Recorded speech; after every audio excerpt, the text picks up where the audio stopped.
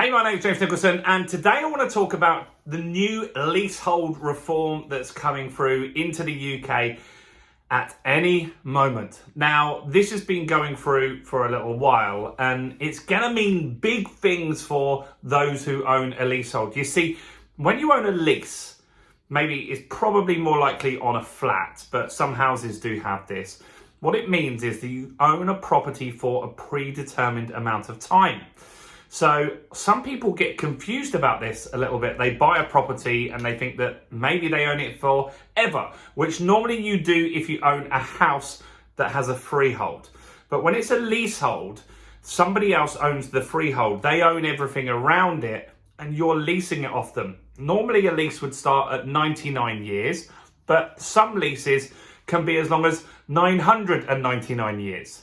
Now, there are businesses that their business is all about buying freeholds, and that's their business.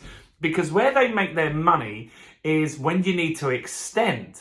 And I'm going through this right now at the moment. I have a property that is on a short lease, meaning the lease is around 65 years.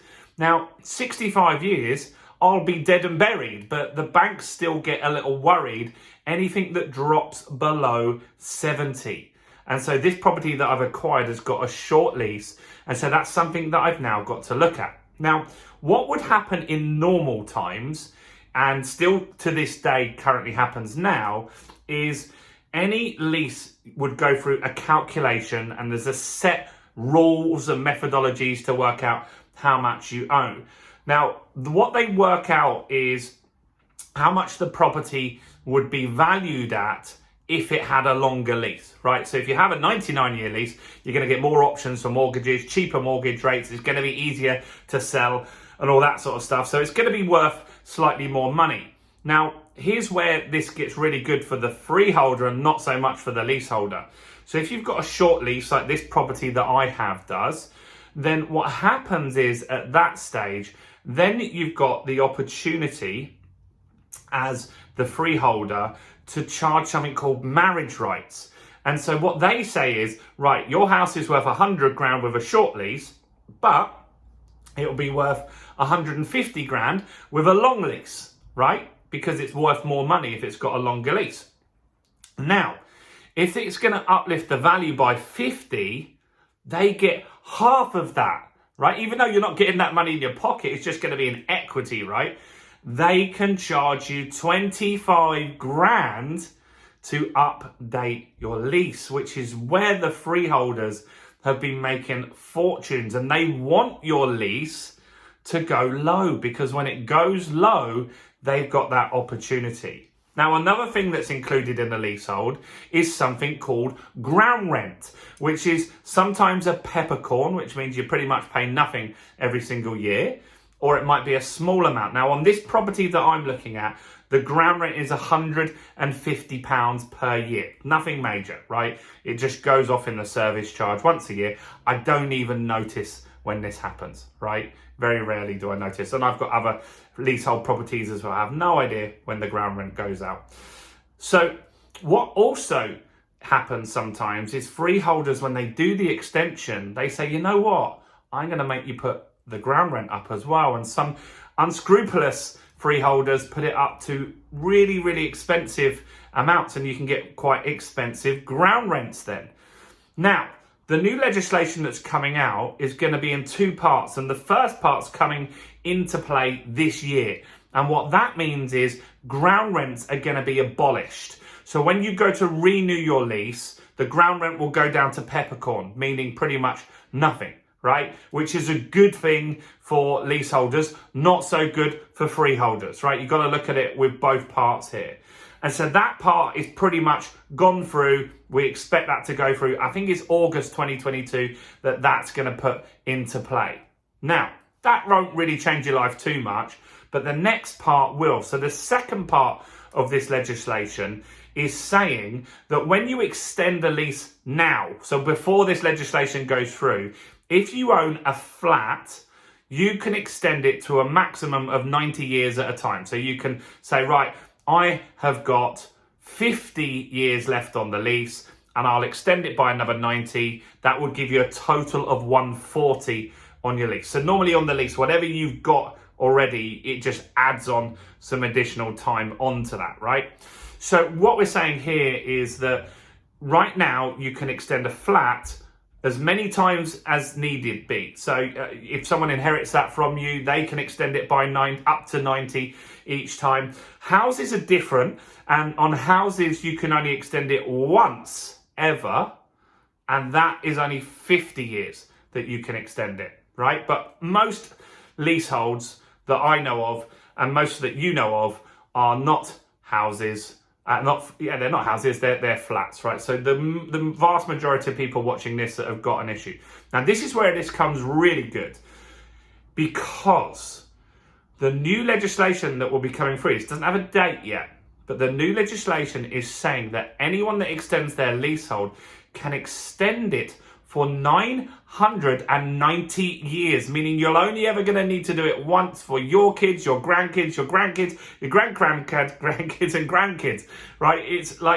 It's basically, I don't know what's going to happen in 1,000 years, but you can extend it in this new legislation, so you'll never have to worry about it ever again. Now that means that freeholder, they're not going to be too happy about that. It's not going to be worth so much. So freeholds are going to go down in value because people buy freeholds, right? They buy a freehold on a block of flats. I think that they're going to be worth considerably less when this goes through, because that's where you make your money, is on the renewals and people not renewing in time and going through to marriage rights and stuff like that, which is interesting, right? So here's what we need to think of here. Now, the other thing is that marriage rights is going, right? So when we said that your house might be worth 100 with a short lease, 150 with a big lease, now marriage rights are being taken out as well. And so you won't have this huge bill. Like, so if it went up by 50 grand, you're not going to have to pay 25 grand to extend your lease. And some leases, imagine if you had a leasehold flat in central London, in Mayfair or Chelsea or somewhere like that, the marriage rights on that could be insane amounts of money.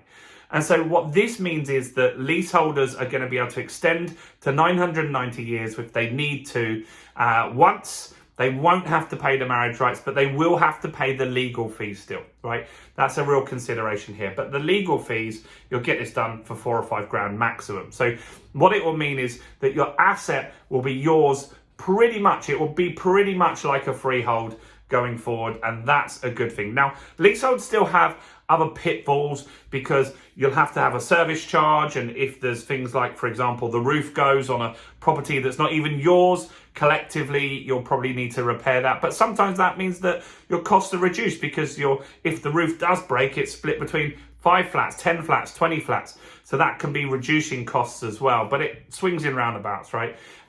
So that's the new legislation that's coming in. So the first thing is the ground rent's being pretty much wiped out this year, 2022. That's good news. Not going to change your life considerably, but it might save you £100, £200 a year, which is always good. Second, what do you do if you're looking to you've got a short lease as well? So I have a short lease, which is why I thought of this video here. So I have a short lease. It's 65 years on a new property I've got. I need to extend it at least to 99 years to get a good mortgage on there and refinance and pull some money out. And so because I know that these rules are coming out, I've gone in with a cheeky offer, because just because they could charge me, right, the marriage rights, just because they could, right, they're not legally obliged to charge me the marriage rights. We can negotiate whatever we want. And so I've gone to that freeholder and I said, look, I can just wait.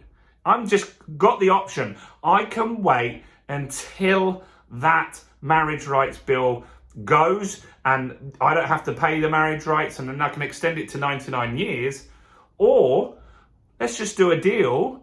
And so rather than paying like 25 grand, which it would have been approximately for me, I've offered 4 grand, right? And so that's a good deal for them, in my opinion. It's also a good deal for me. Obviously, I've got to pay up front, but everything is open at the moment. So if you're looking to extend a lease at the moment, don't just go by the calculator, make an offer. and make it very clear to them that you're aware of the new legislation that's coming in, that you're aware that you can, in the future, do this without marriage rights, and also go up from, instead of 90 years, because all you can do right now is just get 90 years, pretty much. Now I can extend by 90, but hey, if I wait, I can do it but 990. But 90 years is fine. Like, we'll figure it out. We'll do another refinance in 5 years and pull some more money out. Let me know what your thoughts are on this. Do give me a like on this video. Subscribe to this channel and hit the bell. The point of this channel is I want to take you guys on a journey. I'm doing some big investments this year. I'm actually investing with my children. Georgia is my 21-year-old daughter. We've just bought a house at auction. We're going there tomorrow, actually. So we're going to be showing the journey of that. It's going to be the first time, her first house ever. So we'll show you what she feels looking around her first ever house, which is really exciting.